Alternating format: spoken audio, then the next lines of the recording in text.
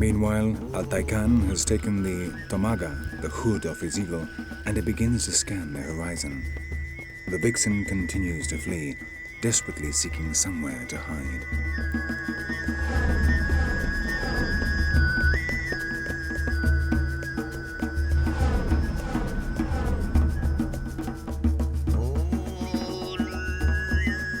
The eagles of Kumar Khan and Taiga have just spotted the prey and immediately shoot off towards her.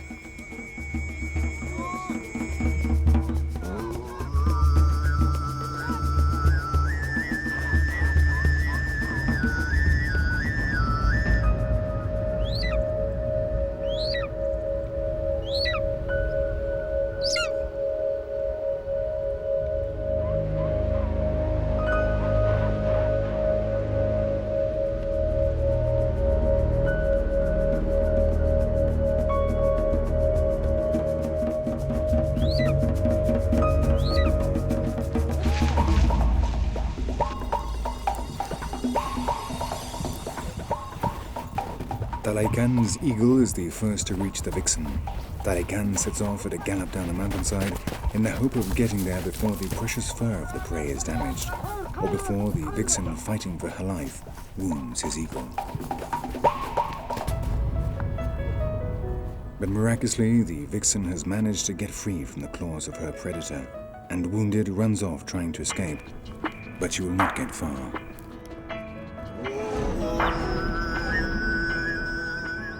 Immediately, Shekin, who up to now has been simply a spectator, decides to go into action, and removing the hood from his eagle, launches it into the sky. The vixen, frightened, exhausted, and knowing that her fate has been decided, decides to give in. Crouching down in a last futile attempt to remain unnoticed, she resignedly awaits certain death.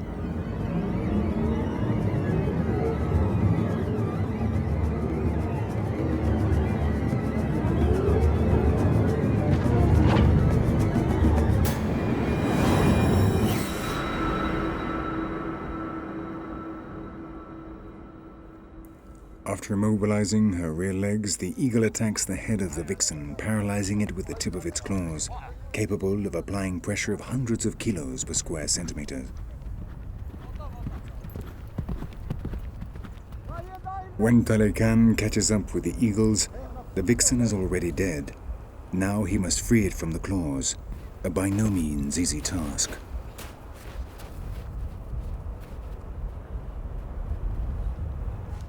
These hunters always use female golden eagles, which they consider to be much more aggressive than the males.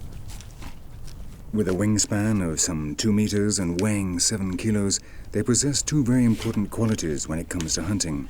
Their speed, they can reach up to 160 kilometers an hour as they swoop down, and their extraordinary sight, perhaps 8 times as acute as that of humans.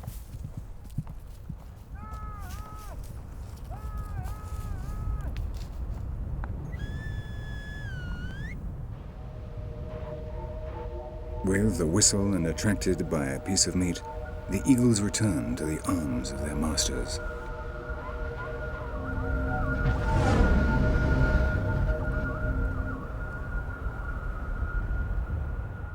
Taiga began to learn the noble art of hunting when he was just 6 years old, and in his family there has always been a great hunting tradition.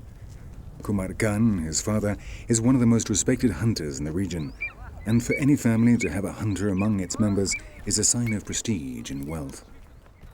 Only those who own many head of cattle can allow themselves the luxury of breeding and training eagles.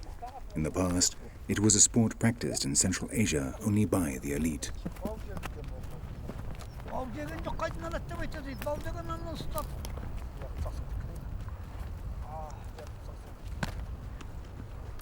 The Kazakhs use nets to trap eagles when they have just eaten and so are unable to fly.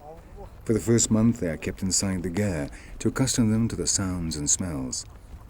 Then, for several weeks, they are trained so they maintain their balance on the arm of the rider as he gallops along. Finally, and most difficult of all, they are trained to return to their master after they've been released. From the time they are caught, they always remain close by him, even sleeping at his side.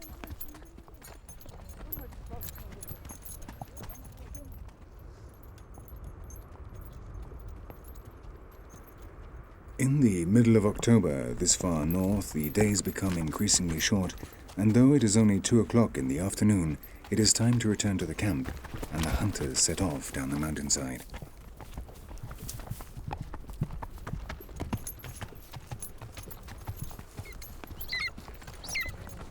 The sun rapidly sinks in the sky, and little by little the gentle colors of twilight envelop the peaks of Altai.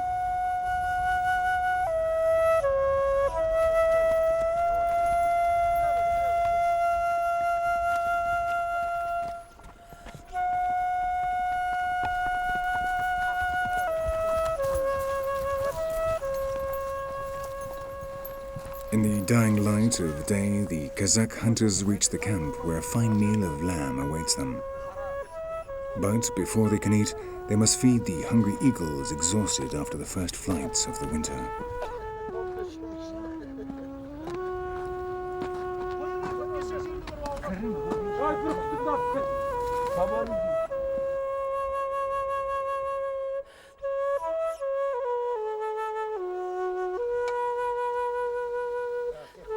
Kumar Khan, the master hunter, gives them cow liver to eat in a wooden bowl so they won't damage their beaks. Each one of these birds of prey can eat 2 cows in a single year.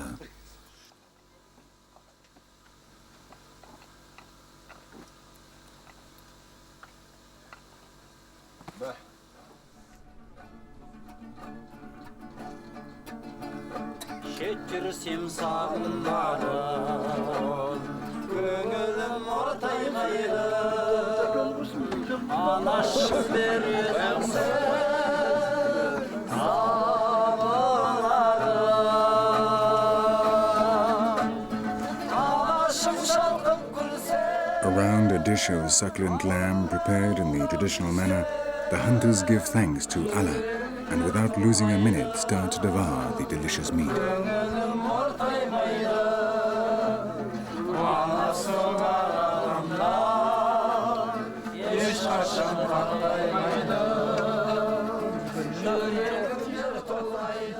But tonight is a special night, and not just because they are celebrating the start of the hunting season. Tomorrow, the 5 friends will set out for Jorjok, a small settlement 4 days' ride away, where a group of hunters is going to meet for the first time to hold the competition. The rest of the family will pack up camp and move to their winter home.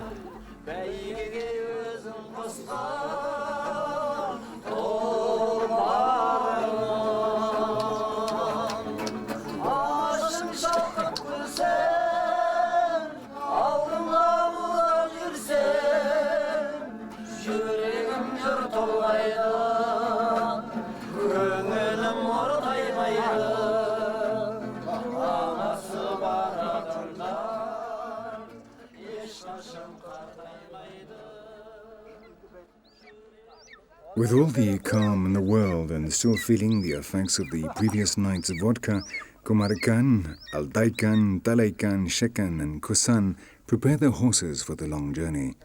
Meanwhile, the women and children will, in little over half an hour, take down the gers.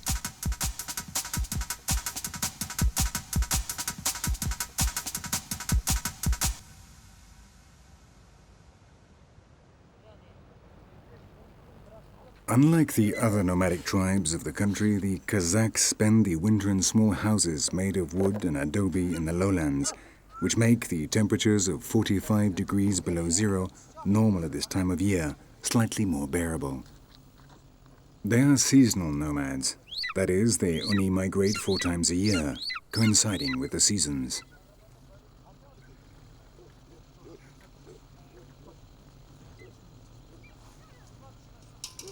The 5 hunters are now ready to set out on their journey. They will ride for 6 hours a day, resting each night in the gers they find along the way. If all the nomadic tribes on Earth can be said to have one thing in common, then it is their hospitality.